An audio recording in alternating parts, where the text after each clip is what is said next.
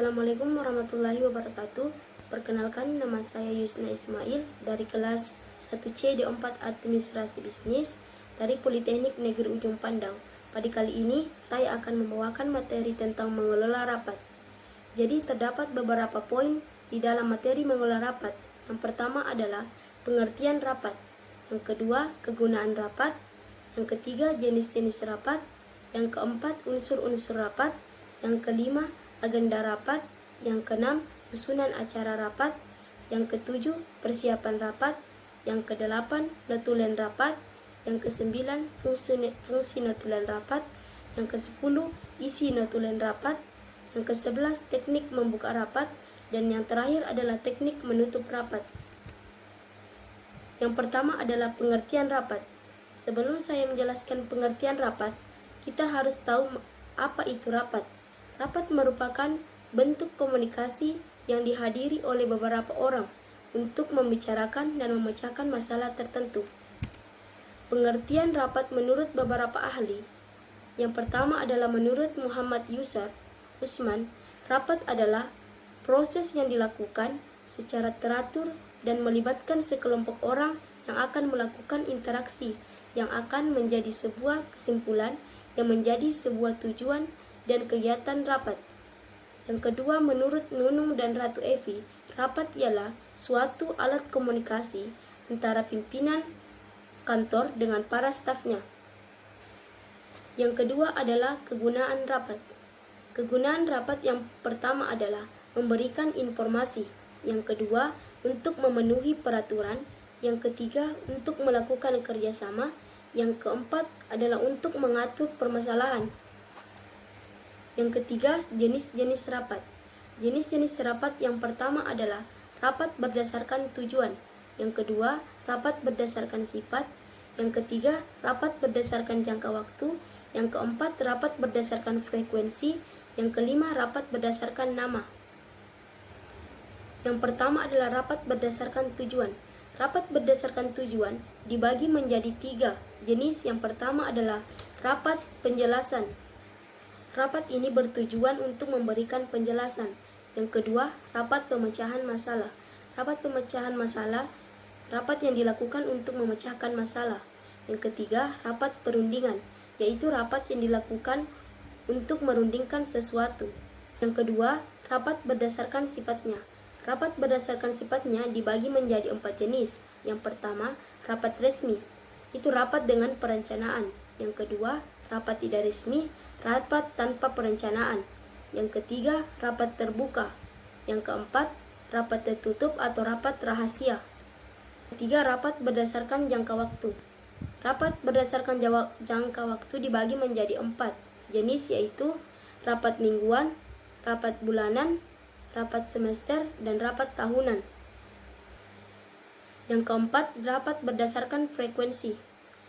Rapat berdasarkan frekuensi dibagi menjadi 2 jenis, yaitu rapat rutin, rapat yang direncanakan dan dilakukan secara rutin. Yang kedua, rapat insidentil, yaitu rapat yang belum pernah direncanakan sebelumnya. Yang kelima, rapat berdasarkan nama. Rapat berdasarkan nama dibagi menjadi 3 jenis. Yang pertama, rapat kerja, rapat yang membahas tugas kerja. Yang kedua, rapat dinas, rapat yang membicarakan kedinasan. Yang ketiga, musyawarah kerja. Poin yang keempat adalah unsur-unsur rapat. Unsur-unsur rapat dibagi menjadi 6. Yang pertama, tujuan rapat. Yang kedua, masalah yang akan dibicarakan. Yang ketiga, pemimpin rapat. Yang keempat, peserta rapat. Yang kelima, media rapat. Dan yang terakhir adalah notulis. Poin kelima adalah agenda rapat. Agenda rapat adalah susunan daftar mengenai pokok-pokok pembicaraan yang akan dibahas dalam rapat. Poin yang keenam adalah persiapan rapat, yaitu yang pertama, agenda rapat. Yang kedua, persiapan rapat. Yang ketiga, waktu pelaksanaan. Yang keempat, tempat penyelenggaraan. Yang kelima, undangan. Yang keenam, kertas kerja. Yang ketujuh, konsumsi. Yang kedelapan, akomodasi. Dan yang terakhir adalah lain-lainnya. Poin yang ketujuh adalah susunan acara rapat. Susunan acara rapat yang pertama adalah pembukaan. Yang kedua, pembacaan susunan acara rapat. Yang ketiga, laporan rapat sebelumnya atau bila merupakan rapat rutin. Yang keempat, pembahasan materi rapat. Yang kelima, lain-lainnya. Dan yang keenam adalah penutup. Poin yang kedelapan, notulen rapat. Notulen rapat adalah catatan singkat atau pokok-pokok yang dibicarakan dalam sebuah rapat.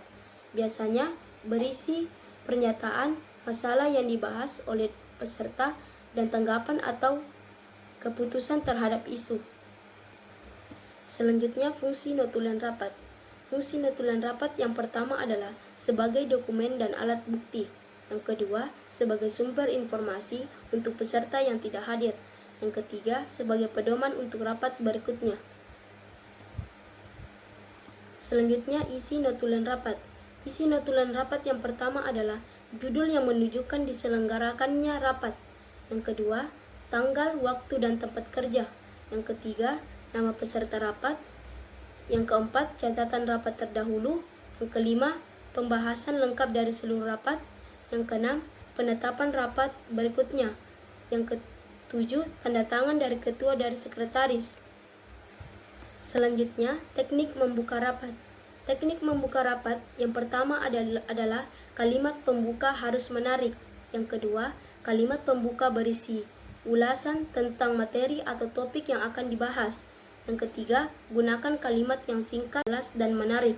Yang keempat, pada awal pembicaraan dapat dipakai teknik. Yang pertama adalah penggunaan data. Yang kedua, anekdot. Yang ketiga, membuat pertanyaan. Dan yang keempat, pembahasan. Yang terakhir adalah teknik menutup rapat. Pertama adalah menyusun ringkasan atau kesimpulan. Yang kedua, gunakan kalimat penutup dengan teknik. Yang pertama, mengulangi inti pembicaraan. Yang kedua, berisi anjuran kepada pendengar. Yang ketiga, berisi pujian atau sanjungan kepada pendengar. Yang keempat, usahakan pendengar merasa senang, tersenyum, bahkan tertawa. Terakhir, penutup dapat berupa peribahasa, kata bijak, syair, kutipan dari kitab suci. Sekian materi hari ini, semoga ilmunya bermanfaat.